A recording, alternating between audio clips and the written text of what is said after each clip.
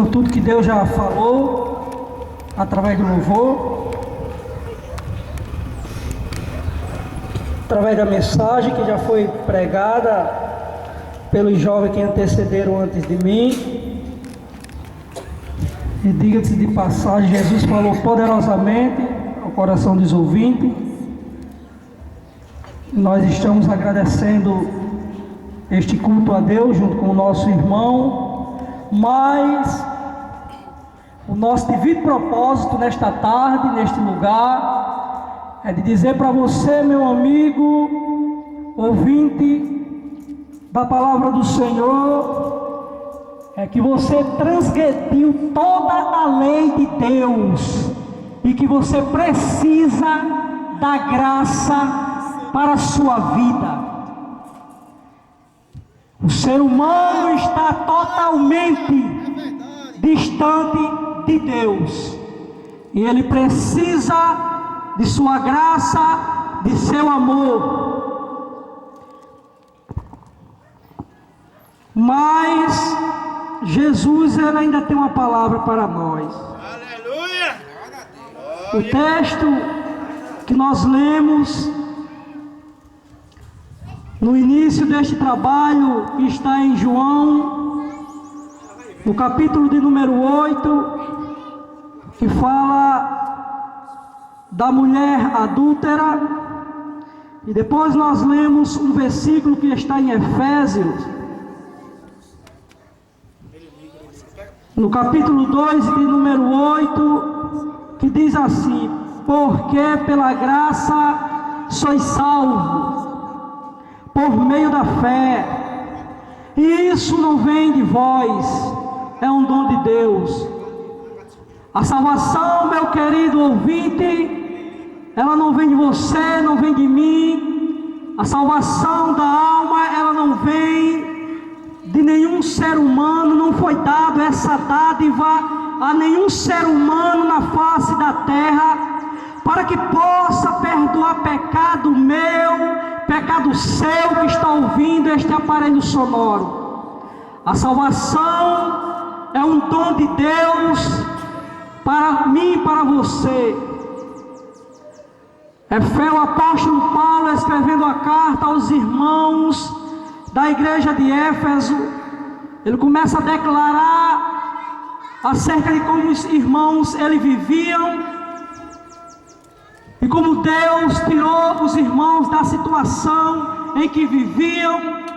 Ele dizendo: estávamos nós mortos em nossas ofensas e pecado. E Paulo começa a explicar para aqueles irmãos acerca da salvação, acerca do dom gratuito de Deus para a minha vida, para a sua vida. E nós vemos que o texto diz que a salvação ela não vem das obras, até porque a obra social ela foi dada a todos os homens, independente de religião. Eu tenho a obrigação de ajudar o meu próximo, você tem a obrigação de ajudar o seu próximo. E o apóstolo escreve dizendo que a salvação é pela graça. Aí ele diz: é por meio da fé. Isso não vem de vocês, isso é um dom de Deus. Eu não posso me denominar salvo, você não pode se denominar salvo. Só Jesus pode me justificar, só Jesus pode lhe justificar. E onde nós fizemos a leitura deste trabalho em João capítulo 8, que fala acerca de uma mulher adúltera, é porque nós vemos o amor de Deus, a graça revelada na vida daquela mulher.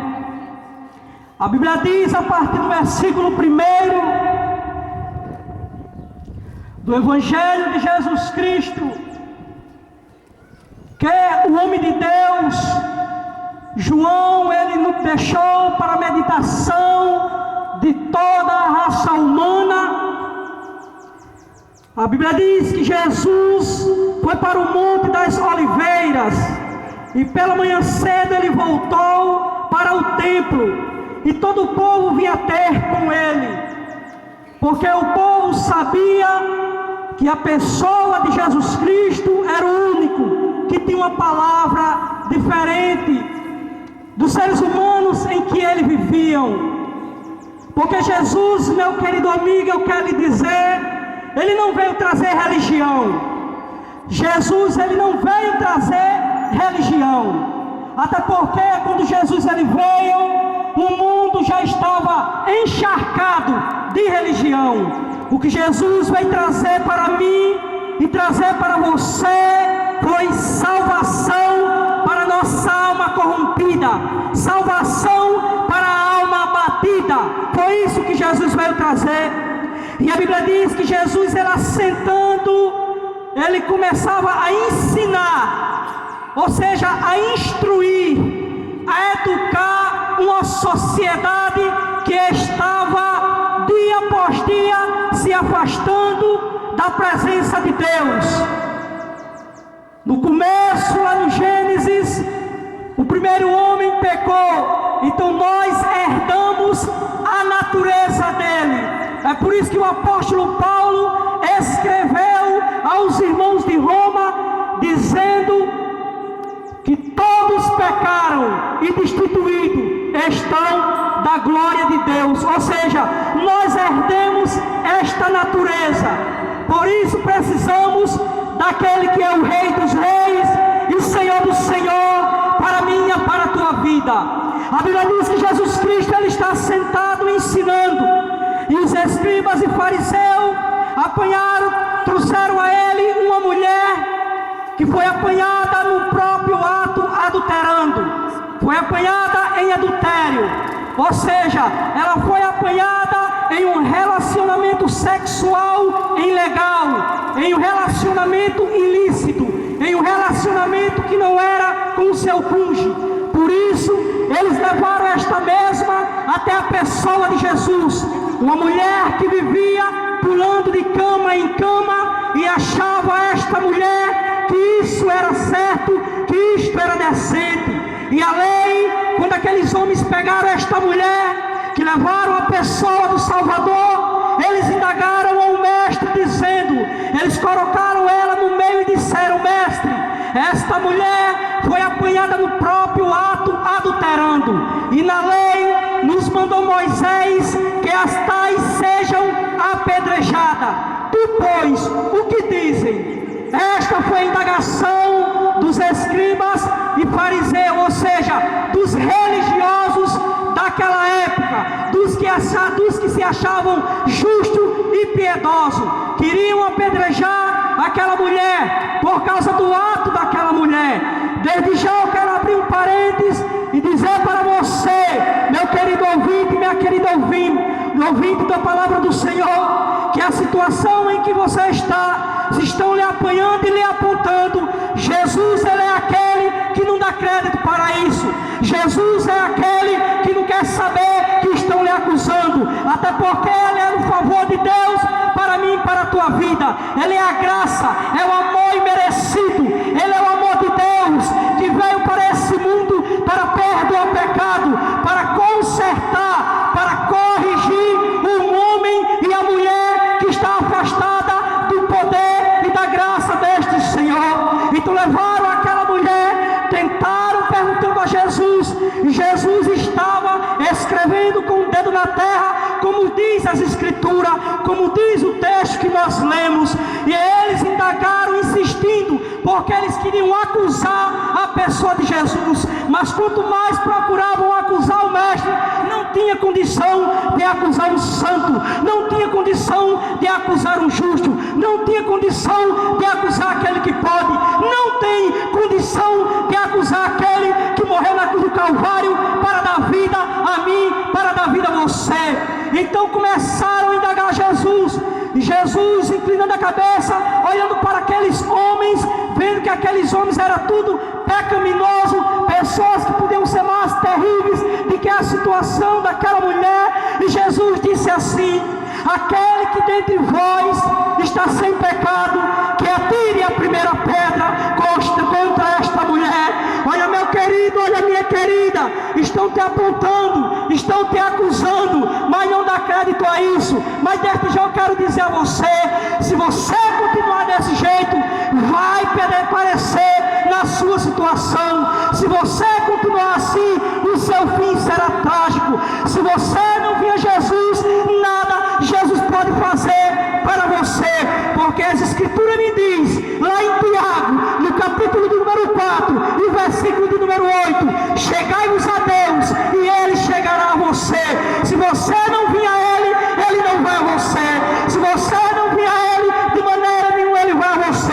Oh, meu amigo, a minha querida, tentaram apedrejar aquela mulher, e logo a Bíblia nos mostra a graça que Paulo escreveu lá em Efésios. A graça que Paulo escreveu aos irmãos de Éfeso, quando levaram aquela mulher até a pessoa de Jesus. Dá o aí que eu estou com a caneta aqui. Quando levaram a mulher até a pessoa de Jesus e tentaram acusar e apedrejar aquela mesma. E Jesus perguntou àquele cidadão, a multidão de pessoas que estavam ali, entre a mulher e a pessoa de Jesus, dizendo: mestre, esta mulher foi apanhada no seu próprio ato adulterando. A lei nos manda, Moisés, que a tais sejam apedrejadas. E o Senhor, o que é que o Senhor diz? E Jesus disse: aquele dentre vocês que está sem pecado, atire a primeira pedra. Naquela mesma hora, a consciência daquele cidadão, a consciência daquelas mulheres, daqueles homens que estavam ali, começaram ali a acusar-se a si mesmos. Eles começaram a enxergar que não era melhor do que aquela mulher. Eles começaram a perceber que não era melhor do que aquela mulher. É por isso que a Bíblia diz que a soberba precede a ruína, e altivez de espírito a queda. Porque, meu amigo, minha amiga, não há ninguém melhor do que você. Não há ninguém melhor do que o homem. O melhor do que o homem e a mulher se chama Jesus de Nazaré. Então aqueles homens começaram a se retirar um a um de perto daquela mulher. Aquelas pessoas começaram a se retirar, a se recusar, saindo do mais velho até o mais novo, e ficando ali somente Jesus e a mesma, a que estava sendo acusada, a que estava à beira da morte. E Jesus olha para aquela mulher e diz: mulher, onde estão os teus acusadores? Ninguém te condenou? E a mesma, olhando para Jesus, ela diz: ninguém, Senhor, ninguém me condenou. Aleluia. É aí onde vem o amor de Deus para a sua vida. É aí onde vem a graça de Deus para com você, que está com a sua vida desgarrada, que está com a sua vida sendo destruída, que está com a sua vida desesperada, sem solução. O amor de Deus vem nesta hora, quando aquela mulher disse: ninguém, Senhor, ninguém me acusou. Aí Jesus disse: eu também não te condeno, vai-te e não peque mais. Desde já eu quero te dizer que a única pessoa que pode te apontar, que a única pessoa que pode te acusar, que a única pessoa que pode fazer você ir para o inferno é Jesus de Nazaré. E se você rejeitar a esse Jesus, é para lá que todo homem e que toda mulher vai. É por isso que o amor de Deus veio para essa terra, para me tirar e para lhe tirar das garras de Satanás. Esta mulher estava à beira da morte. Esta mulher, ela estava com a situação dela condenada, não tinha jeito, não tinha solução. Mas eles não souberam o que estavam fazendo. Os religiosos daquela época, até tentando acusar Jesus, não sabia ele que aquela mulher, ela ia ser alcançada pelo amor maior. Aquela mulher ia ser alcançada pelo amor incomparável. Foi por isso que o escritor lá, João, escreveu dizendo que Deus amou o mundo de tal maneira e que deu seu Filho unigênito, para que todo aquele que nele crê não pereça, mas tenha vida eterna. Meu amigo, eu quero te dizer que para a sua situação é Jesus de Nazaré, que para o seu problema é Jesus de Nazaré, e para o seu pecado ser perdoado é só Jesus de Nazaré. Certa vez estava eu conversando com um irmão, e o irmão dizia que o nosso modo de evangelizar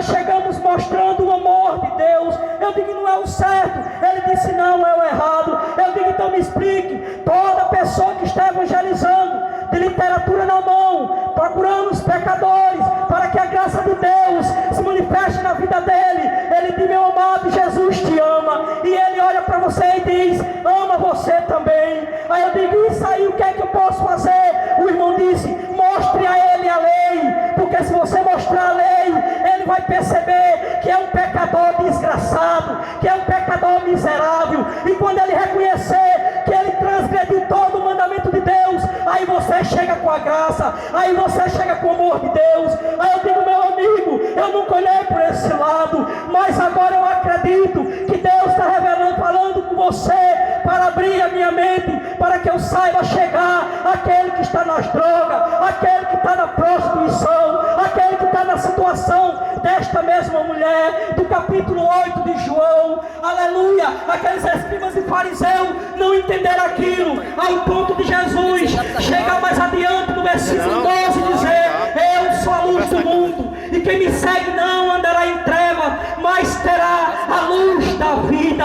Na mesma hora, confundiu a mente daquele cidadão, começaram a tentar para com Jesus, começaram a querer a matar a pessoa de Jesus, mas na verdade foi para isso que Jesus veio, para morrer pelo meu pecado, para morrer pelo teu pecado, porque se não houvesse derramamento de sangue, as nossas vidas estavam destruídas. Se quer saber a situação de hoje para de Sodoma e Gomorra, hoje está pior, hoje está muito pior. Mas sabe por quê? Essa terra já não foi consumida a ira de Deus, pela sua cólera. Sabe por quê? Porque Jesus desceu de lá para a terra, viveu no meio entre os homens, para perdoar o teu pecado, para perdoar a tua vida corrompida. Meu querido, nesta tarde nós estamos aqui, não é em vão não. O irmão deu a festa dele, está agradecendo a Deus pela vida dele, mas sabe qual é o propósito de Deus? É tirar a tua vida corrompida deste mundo, é fazer com que você reconheça que Ele é o Senhor da sua vida, porque está escrito na Bíblia, é na Bíblia que está escrito, não é no jornal que você lê todos os dias, não é nas revistas que você lê todos os dias, é na Bíblia, meu querido, que está dizendo que toda língua vai ter que confessar que Jesus Cristo, Ele é o Senhor, que Jesus Cristo é quem tem autoridade, que Ele é o teu Senhor, que Ele é o meu Senhor, que Ele é o Senhor do céu e da terra, e é o único que pode salvar a tua vida, é o único que pode tirar os teus pecados, apagar toda essa chama, virar a página manchada na tua vida. Se chama Jesus de Nazaré. E se nessa tarde, meu querido, minha querida, a palavra de Deus que está sendo pronunciada, que está sendo proferida ao teu coração, talvez você diga que isso não é com você, é com você mesmo, meu amigo, minha amiga, é com você que está ouvindo.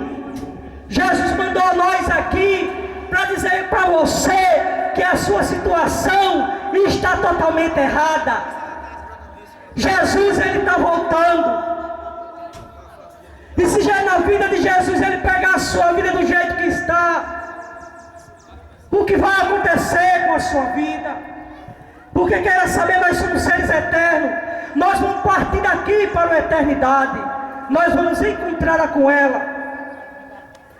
E nós vemos nos últimos tempos o que está acontecendo, ao ponto do apóstolo Paulo escrever em 1 Tessalonicenses, no capítulo 4, a partir do 16, dizendo que o mesmo Senhor descerá do céu com alarido e com voz de arcanjo e com a trombeta de Deus, e os que morreram em Cristo ressuscitarão primeiro.